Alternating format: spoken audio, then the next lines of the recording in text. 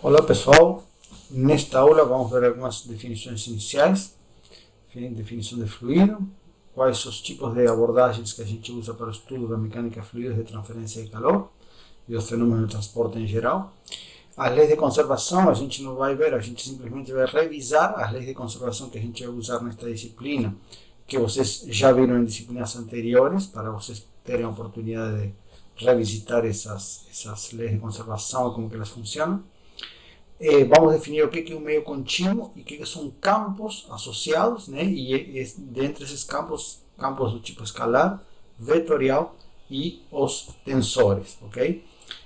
Numa próxima aula a gente vai utilizar esse conceito novo para vocês de tensão, de tensor, para definir o conceito de tensor-tensão, né? Para definir a tensão em um fluido a partir desse conceito, dessa entidade matemática que é o tensor. Bem, um fluido é definido como uma substância que se deforma continuamente perante a aplicação de uma força. Mesmo que essa força seja muito pequena, o fluido, aplicando uma força, ele vai continuar se deformando. E a palavra aqui principal que destaca é essa questão dessa deformação contínua, correto? No sentido que a gente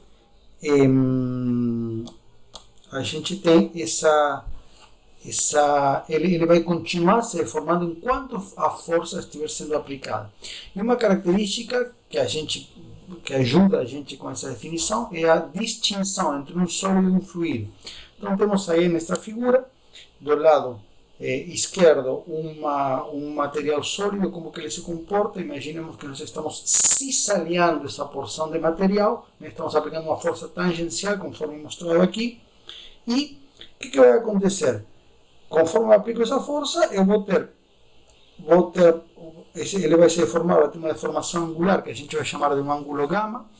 E aí o que eu quero colocar com esse T1, T2, etc., é que independentemente do tempo, essa é a questão, independentemente do tempo, o ângulo vai permanecer constante. Se eu aumentar a força, o ângulo vai ser maior, mas não vai ser função do tempo. Diferentemente de um fluido que se deforma continuamente, né, onde esse ângulo gama ele vai crescendo com o tempo. Então, esse ângulo gama, na verdade, é uma função do tempo. E a gente define ele coloca um pontinho para identificar que é uma grandeza que está na unidade de tempo. Ele continua aumentando conforme aumenta o tempo. E aí, diferentemente de um sólido, a gente vai verificar que, no caso de um sólido, quanto maior a força, maior é o ângulo. Esse é o conceito. Há uma proporcionalidade, dependendo do comportamento mecânico do material. Entre essa pode não ser proporcional, é claro, mas há uma relação entre a força e o ângulo. Já em um fluido, há uma relação entre essa força aplicada e a taxa com que esse ângulo cresce. Ou seja, a gente não fala mais em fluido em função dessa definição de fluido, a gente não fala mais em deformação, mas sim em taxa de deformação, ok? Depois vamos ver que há algumas situações particulares onde alguns fluidos podem ter um comportamento híbrido entre um sólido e um fluido, mas são casos específicos que em geral a gente não vai abordar, que são fluidos não newtonianos, que em geral a gente não vai abordar nessa disciplina. Eu só coloco essa questão aí desses fluidos que existe uma tensão mínima para iniciar a deformação, iniciar a taxa de deformação, apenas para dar generalidade à definição. Muito bem. Método de análise. Então aqui o único que eu quero colocar de forma o mais importante neste slide aqui, nesta transparência, é a questão dos tipos de informação que a gente vai extrair da análise, né? Em geral, para as análises em engenharia, cálculos preliminares, cálculos de engenharia de forma geral, que são basicamente os que a gente vai se ater neste curso, a gente usa a formulação integral, que basicamente é realizar balanços de propriedades, né? O que entra, o que sai, a gente vai mais para frente, em um determinado volume de controle, e isso nos permite determinar ou calcular as forças integrais em um corpo. E isso nos permite determinar variáveis globais de escoamento, como vazão, uma diferença de pressão, uma temperatura média, no caso de um processo que envolve a transferência de calor, etc.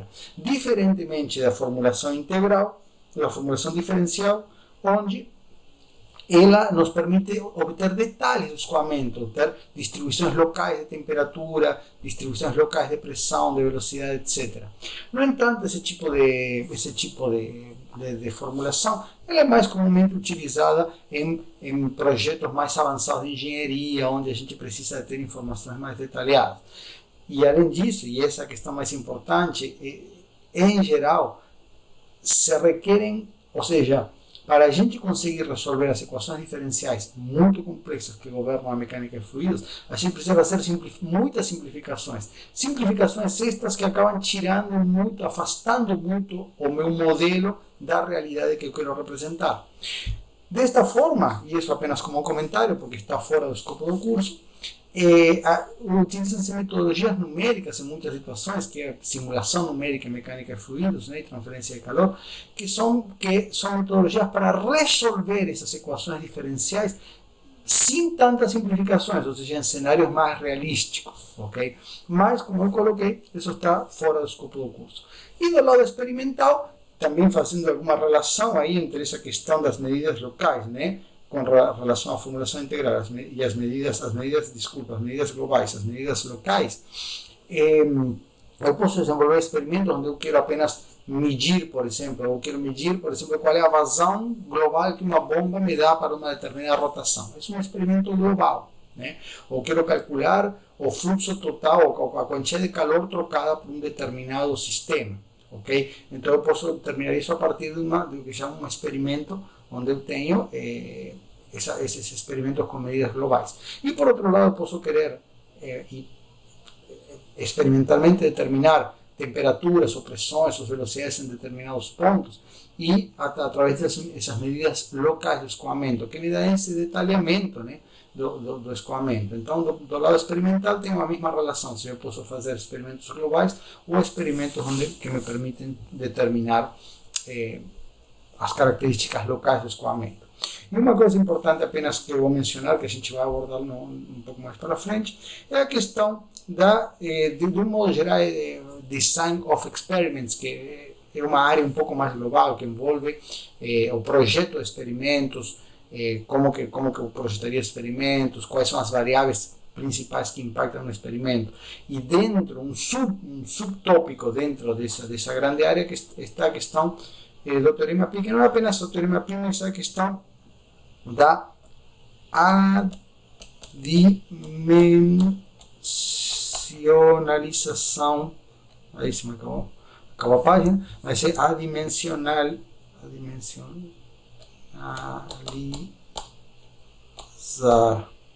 adimensionalizar, né? Então, a adimensionalização do problema, que basicamente o que me permite é utilizar informações coletadas de experimentos de terceiros no meu problema. Por quê? Porque basicamente eu trabalho que me permite essa aplicação desse teorema Pi, que nós vamos dedicar uma unidade para isso, é justamente, primeiro ponto, se eu vou fazer um experimento, diminuir o número de variáveis que impactam, o número de variáveis que eu preciso mensurar e variar no meu experimento, e ao mesmo tempo eu posso utilizar resultados experimentais de terceiros para aplicar nos meus problemas de engenharia, mesmo que esses não tenham sido realizados exatamente nas mesmas dimensões. Eu posso utilizar experimentos similares em dimensões e fazer essas transformações dimensionais. Muito bem. Com relação à questão das dimensões e das unidades, aqui, basicamente o que eu vou querer, pessoal, é que vocês tenham bem claramente a noção ou a diferenciação entre o que são dimensões e unidades, ok? Então, basicamente, um exemplo, né? A massa é uma dimensão, o comprimento é uma dimensão. E quais são as possíveis unidades para a massa? Pode ser quilograma, pode ser grama. né? Mesma coisa para o comprimento. O comprimento é uma dimensão. Agora posso medir esse comprimento em metros, em centímetros, em milímetros. Então as unidades são as características que vão quantificar uma determinada dimensão. E essas unidades dependem do sistema que estou utilizando. Eu posso, por exemplo, medir a massa em quilograma, medir a massa em libras e por aí vai. Então, então eu tenho diferentes, ou seja, para um mesmo sistema de dimensões, eu posso ter diferentes sistemas de unidades. Ok? E um outro ponto, embora a gente vai se limitar, porque basicamente hoje em dia é o sistema de dimensão primária que mais se utiliza, é o MLTT, que isso está para quê? Para massa, comprimento, tempo e temperatura. Por quê? Porque a partir dessas dimensões primárias eu posso construir todas as outras dimensões. Ok? Então, só para dar um exemplo, vou usar aqui um cantinho da minha folha, só para dar um exemplo, eu posso dizer que eu posso constituir uma dimensão de velocidade, por exemplo, a partir de uma dimensão de comprimento, né? Por exemplo, 1 metro por segundo, que teria uma dimensão de comprimento e uma dimensão de tempo. Então, a partir das dimensões primárias, comprimento e tempo, eu consigo constituir a minha dimensão de velocidade. A mesma coisa, por exemplo, para uma força. E aqui estou colocando um exemplo que não está, que seria o Sistema Internacional de Unidades, mas ele segue os mesmos preceitos do sistema de dimensões primárias MLTT, que eu vou colocar uma força, uma DINA, que é uma unidade de força. Eu sei que uma força, né, vai ter uma unidade de força. Nesse sistema, ela vai ser derivada a partir de quê? De uma massa multiplicado por um tempo e dividido por um comprimento, multiplicado por um comprimento e dividido por um tempo ao quadrado. Isso aqui seria a aceleração associada. Então, uma massa vezes uma aceleração, ok? Isso seria uma massa vezes uma aceleração, e isso me dá uma dimensão de força. Então, eu posso expressar como, por exemplo, quilograma, metro, segundo quadrado, ou grama, centímetro, segundo quadrado, e por aí vai, ou grama, centímetro, minuto quadrado, enfim, né? Aí eu posso utilizar quaisquer unidades que eu quiser. Entretanto, e isso é apenas informativo, a gente não vai abordar nesse curso, existem outros sistemas de dimensões primárias, onde a dimensão primária não é mais, por exemplo, a massa, o comprimento, o tempo e a temperatura, e sim, por exemplo, como esse sistema B aqui, né, onde a força agora, e não mais a massa, é a dimensão primária. Então, nesse caso é o contrário, eu defino a força como sendo uma dimensão primária, e vou definir, a partir da força e da aceleração, dividindo dimensões, a dimensão primária que é a força, dividido pelas dimensões de aceleração. Por exemplo, isso aqui é o inverso das dimensões das unidades de aceleração. Eu vou obter a dimensão da massa, né? Aí também posso utilizar quaisquer unidades. Dentro desse segundo sistema de dimensões primárias, eu posso utilizar quaisquer unidades. Então, o que é importante aqui? Entender o que são dimensões, o que são unidades e o que são dimensões primárias. Como eu falei nesse curso, vamos nos limitar apenas ao sistema MLTT, ou seja, massa, comprimento, tempo e temperatura, e a partir dessas 4 dimensões primárias vamos definir todas as outras dimensões que forem necessárias para o estudo dos fenômenos que a gente vai abordar. Bom, continuando isso aqui, como eu coloquei, apenas uma revisão. O que nós vamos ter? Ou seja, são conceitos que vocês já viram com certeza em cursos de física básica, etc. Né? Que basicamente, e que a gente vai utilizar aqui bastante, então é importante que todo mundo, quem tiver dúvidas, quem não lembra muito bem, que vai lá e dê uma revisada no assunto. Então, basicamente, o que nós temos aqui? Nós temos aqui 3 leis básicas que a gente vai utilizar, que são a conservação da massa, que basicamente o que ela diz é que, independentemente de qualquer, inclusive que podem acontecer reações químicas ou quaisquer fenômenos que aconteçam dentro de um sistema, a massa desse sistema, a massa contida nesse sistema é uma constante.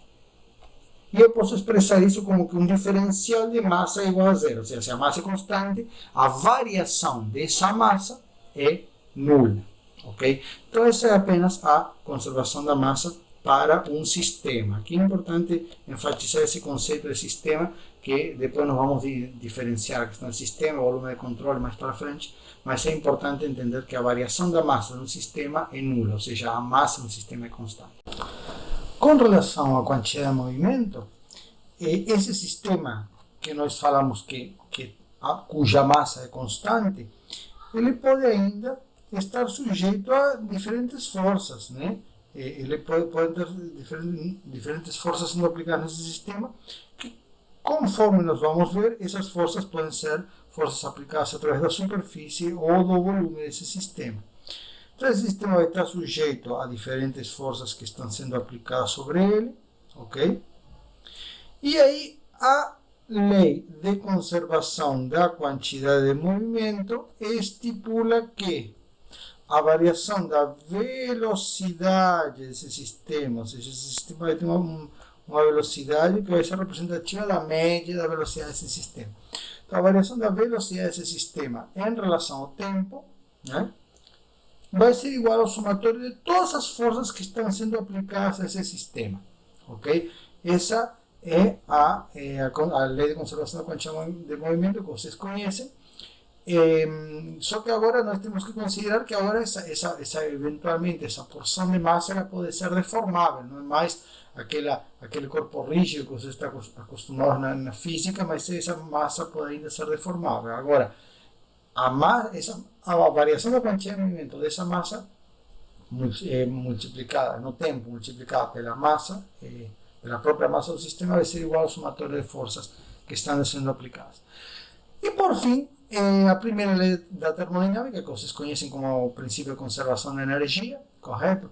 Que esse sistema, além de estar sujeito às forças aplicadas, ele também pode estar sujeito a uma série de trocas de energia. E essas trocas vão se estabelecer através das superfícies desse sistema na forma de calor sendo aplicado e de trabalho sendo extraído.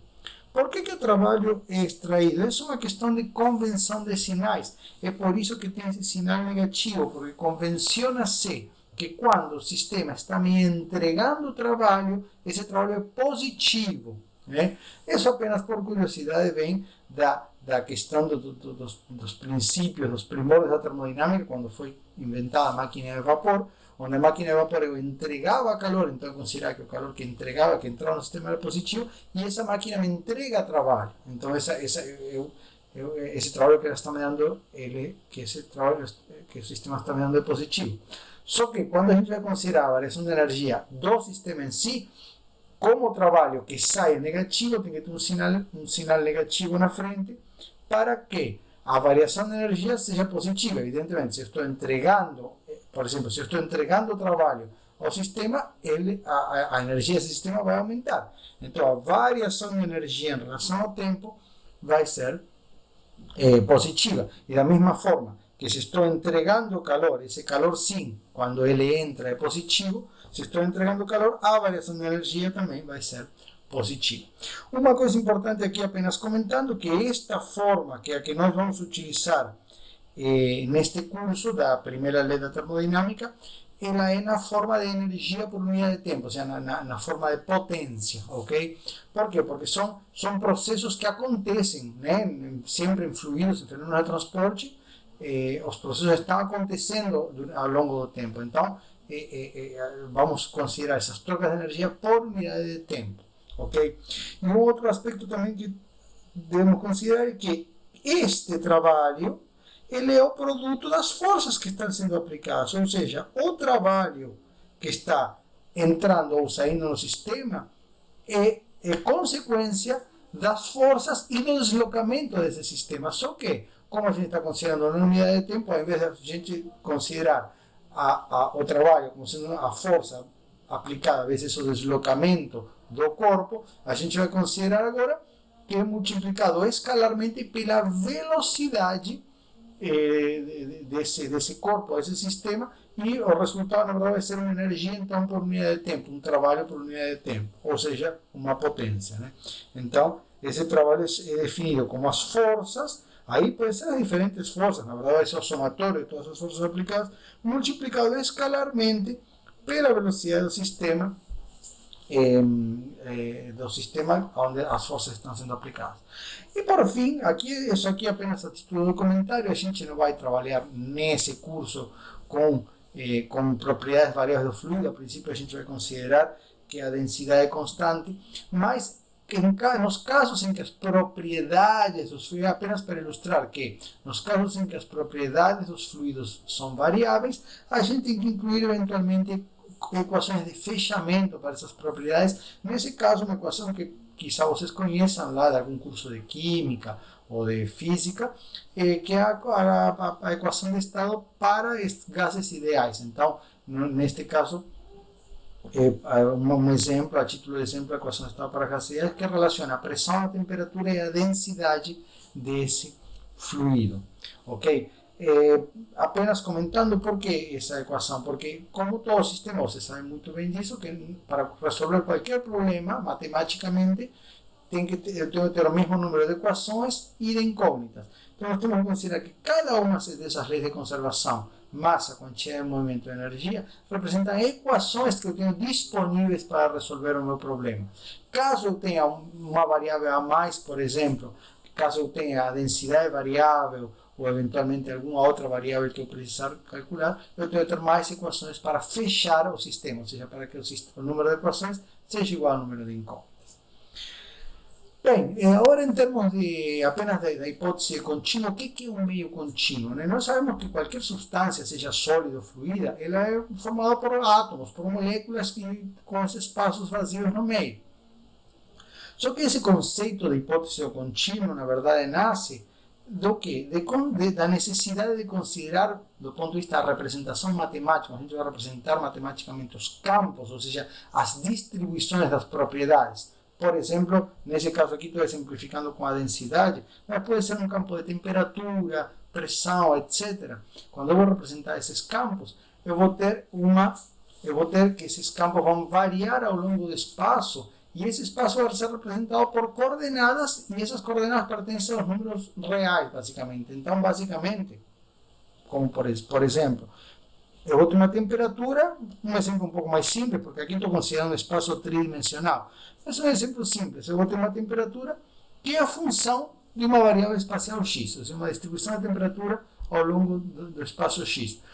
Eu não vou poder considerar que em cada ponto, ou seja, que na realidade, o x não está definido para todos os pontos do espaço, porque vai haver muitos espaços vazios no meio disso tudo. E na verdade, para definir, essa é uma outra questão importante, para definir qualquer propriedade de um fluido como um meio contínuo, a gente tem que ter uma quantidade estatisticamente representativa de moléculas. Ou seja, para definir uma variável, por exemplo, como a temperatura, a pressão ou a densidade, que é o conceito que vamos introduzir agora, eu preciso ter uma quantidade representativa, né, de moléculas ou de átomos daquele fluido em um determinado volume. Então eu vou definir, ou seja, basicamente a gente vai fazer a hipótese de que esses campos são contínuos, ou seja, que eu posso definir uma temperatura, uma densidade, uma pressão para todos os pontos do meu domínio, né, onde esses pontos pertencem aos números reais, vai ser um conjunto denso, então para qualquer ponto do espaço eu vou poder definir, mas é uma hipótese, porque na verdade eu preciso ter um volume mínimo, que eu vou chamar aqui de V, que eu chamei aqui de V estrela, tal que a quantidade de moléculas que está dentro desse volume seja estatisticamente representativa. Okay? Que elas me deem uma representação estatística, porque do ponto de vista da mecânica do contínuo, eu não posso definir a temperatura ou densidade, por exemplo, para uma molécula, né? Aqui eu tentei ilustrar nesse gráfico aqui, considerando, por exemplo, os pontinhos pretos aqui são moléculas e as caixinhas são diferentes volumes. E aí o que eu vou verificar é que conforme ou seja, se eu, por exemplo, um exemplo bem simples, se eu pego uma molécula e uma caixinha mais ou menos do tamanho dessa molécula, eu vou ter uma densidade, que vai ser a massa dessa molécula dividida pelo volume dessa minha caixinha. Se eu duplicar o tamanho da minha caixinha e não colocar moléculas, a densidade se divide pelo meio. Então, basicamente, a ideia qual é? que eu tenho, por isso que eu tenho essas variações grandes de densidade quando eu considero volumes muito pequenos. Agora, quando eu considero um volume suficientemente grande, podem algumas moléculas sair, entrar do volume num gás que as moléculas estão se movimentando, algumas moléculas podem sair, outras podem entrar, mas estatisticamente eu vou ter um valor da densidade definido, ok? Por isso que a gente chama esse volume mínimo, que é o que a gente chama o volume de uma partícula fluida, né? Um volume mínimo para definir um contínuo. Agora, insisto, isso apenas é uma hipótese, porque isso é apenas uma questão física, do ponto de vista matemático, a gente vai definir que em todos os pontos, ou seja, que esse volume estrela é um ponto, na verdade, ou seja, um volume infinitesimalmente pequeno, ok? E aí, apenas para ilustrar, no próximo slide eu mostro uma figura onde eu vou uma tabela onde eu vou mostrar é um cálculo bem simples a partir do número de Avogadro. Quem lembra, basicamente, o número do Avogadro é o número de moléculas contidas em um mole. E se a gente lembrar daquela química básica, um mole de moléculas ocupa, em condições de pressão atmosférica, em condições normais de pressão e temperatura, 22,4 litros aproximadamente para um gás ideal. Então, eu posso, a partir fazendo essa consideração, eu posso dizer, bom, quantas moléculas caberiam em um volume, por exemplo, de 1 milímetro cúbico? Imagina um volume de 1 milímetro cúbico, uma coisa muito pequena. E mesmo assim eu tenho uma quantidade descomunal de moléculas. E mesmo num volume de uma micra cúbica, ainda assim a quantidade de moléculas continua sendo descomunal. Então, o que estamos querendo ilustrar com isso? Que, de forma geral, essa hipótese contínua é válida sempre, ok? Algumas situações onde, por exemplo, assim, problemas de reentrada de satélites ou de veículos espaciais na alta atmosfera, onde realmente o pessoal chama de gases rarefeitos, ou seja, onde a pressão é muito, muito baixa e realmente há um espaçamento maior entre as moléculas. Nesse tipo de situações seria importante, né, considerar, aí tem outro tipo de casos, são cálculos moleculares, outro tipo de abordagem matemática que se utiliza que não considera esse fluido como sendo um meio contínuo. Okay? Mas para todos os efeitos das aplicações, mesmo em situações em pressões relativamente baixas, né, mas que sejam situações normais de engenharia, a hipótese contínua é válida, a gente vai tratar os fluidos como sendo meios contínuos. Ou seja, qual é a conclusão disso? Que qualquer variável, pressão, densidade, temperatura, etc., eu vou poder definir como sendo uma função do espaço, e para cada ponto, matematicamente falando, do espaço, eu vou poder definir um valor dessa variável. Essa é a conclusão principal da hipótese contínua, né? E isso também me leva então ao conceito de campo, né? O que são campos? Na verdade, campos é nada mais do que uma distribuição espacial de uma determinada variável, né? Ou seja, a gente vai agora atribuir a cada ponto do espaço uma variável, pode ser uma temperatura, uma pressão, ou mesmo um vetor. E aí por isso que também temos que revisar aí o conceito das grandezas escalares e vetoriais, tá? Ou seja, eu posso aplicar a cada ponto, né? Imagine que eu tenho um domínio, aí um determinado volume, onde estou fazendo uma análise, a cada ponto do espaço, né? Representado, claro, esse espaço vai ser representado por um par de eixos coordenados. Vou representar aqui um par de eixos coordenados y e x. E aí então vou ter um espaço. A cada ponto desse espaço eu vou atribuir o quê? Vou atribuir uma temperatura, uma pressão, etc. Então esse vai ser o conceito de campo. Porém, da mesma forma, eu posso também, para cada um desses pontos aqui, atribuir um vetor. Ou seja, eu vou ter um vetor velocidade, por exemplo, também para cada ponto xy do espaço. Eu posso atribuir um vetor de velocidade. E aí vocês vão se perguntar, e aí que vem um conceito importante, a relação com o meio contínuo. Mas essa velocidade, a velocidade de uma molécula? Não, porque se eu considero um gás, por exemplo, eu posso ter um gás se movimentando em uma determinada direção, e as moléculas, dentro dessa velocidade média que o gás está se movimentando, as moléculas podem estar oscilando com diferentes velocidades individualmente, mas em média elas estão se deslocando com a velocidade que eu vou chamar minha partícula fluida. Então, justamente como a gente define, por exemplo, a velocidade de um fluido, é a velocidade desse conjunto de moléculas estatisticamente representativo. E aí a gente atribui, então a gente não trata mais como aquele conjunto de moléculas, esquece aquele conceito, por isso a gente faz hipótese contínuo e pensava, é um meio contínuo, onde em cada ponto do espaço eu vou ter uma velocidade, temperatura, pressão, etc. Isso é importante, porque esse tipo de abstração é fundamental para a gente entender as abordagens, a forma de analisar os meios fluidos, os meios contínuos no modo geral e os meios fluidos no caso da nossa aplicação. Então, apenas lembrando, vocês já conhecem o que é um escalar, o que é um vetor. Né? Um vetor é uma grandeza física caracterizada agora por módulo, direção e orientação.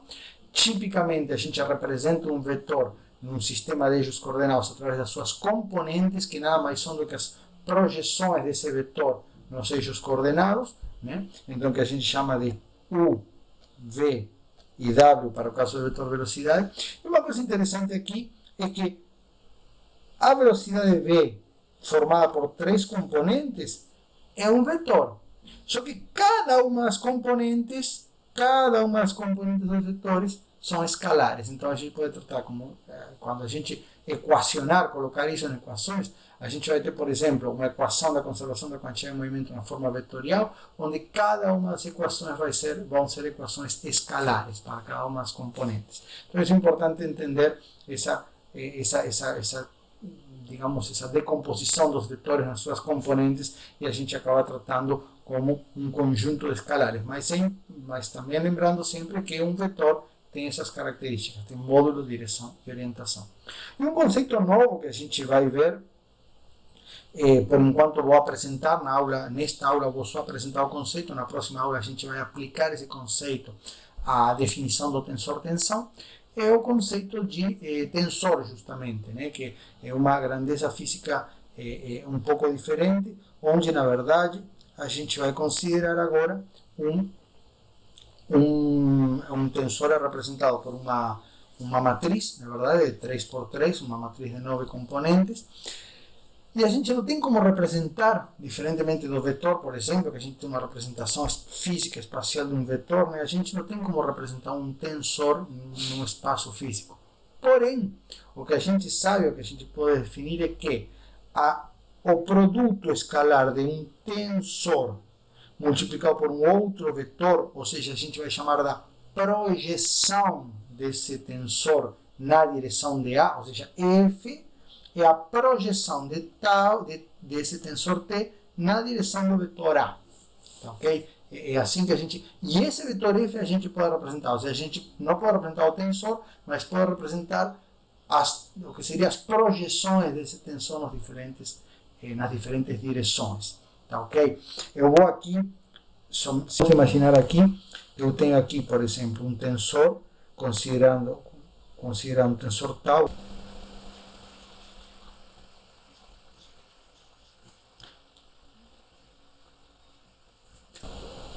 que eu vou multiplicar escalarmente por um vetor, que eu chamei lá de A, vou ter as três componentes do vetor A. Desculpa aqui.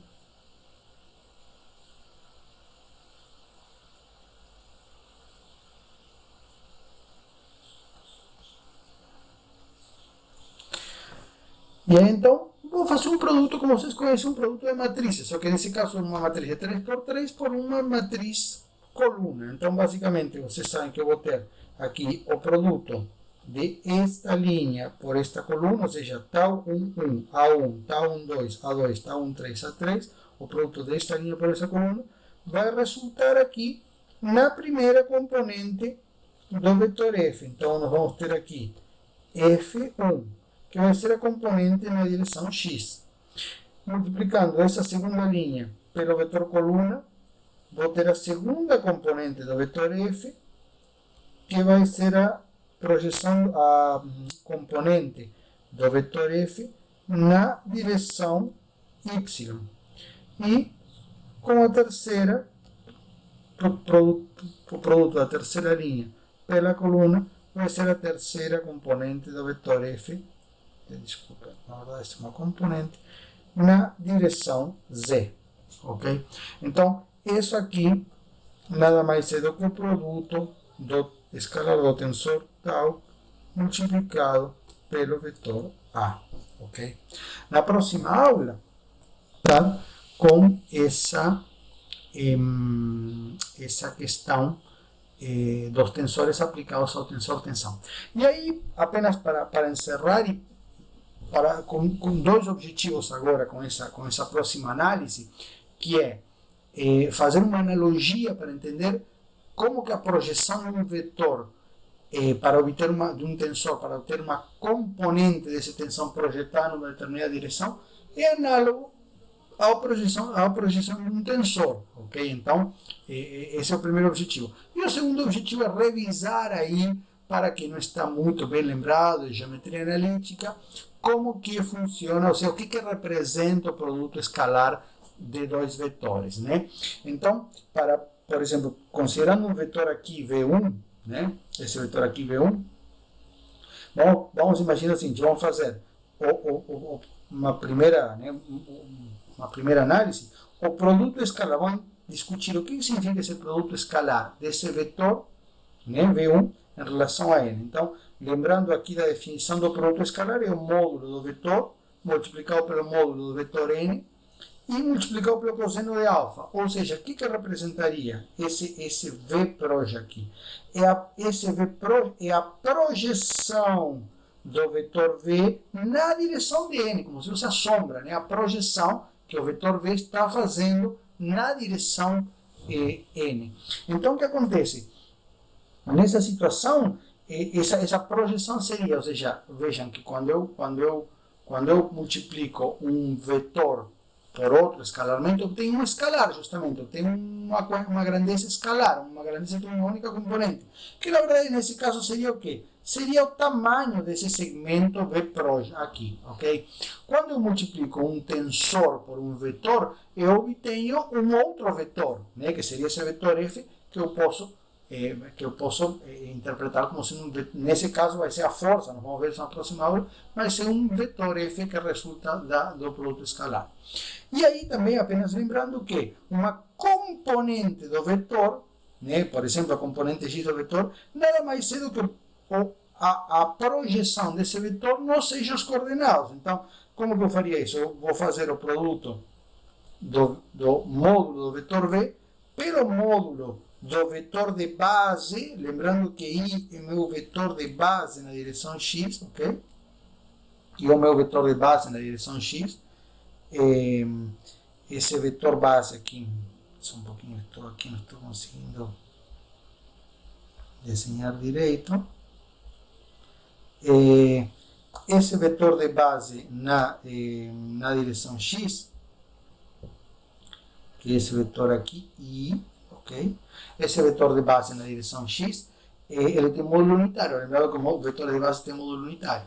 Então, esse vetor de base na direção X é módulo unitário e multiplicado pelo cosseno do ângulo. Então, simplesmente essa projeção desse vetor no eixo X, que nada mais é do que a componente U nesse vetor. Assim como, da mesma forma, posso obter a componente Y fazendo o produto V, ou seja, a componente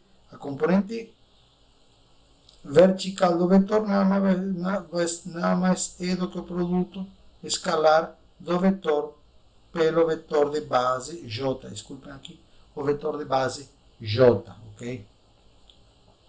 Um pouquinho para poder visualizar isso aqui. Tá ok? Então, esse é o resumo aqui digamos, do que, lembrando apenas do conceito da projeção de um vetor. Isso é muito importante, a gente vai ver muito ao longo da disciplina esse conceito da projeção do vetor, a projeção do vetor numa área, a projeção do vetor num outro vetor. É muito importante lembrar esse conceito da projeção do produto escalar e também fazendo uma analogia para entender que o produto escalar de um tensor agora por um vetor resulta num outro vetor, ok? E apenas lembrando que o produto escalar a gente define como sendo o produto de uma matriz por um vetor colocado na forma de coluna, né? O produto interno de duas matrizes, ok? Então, bom, obrigado a todos por assistirem esta aula e até a próxima.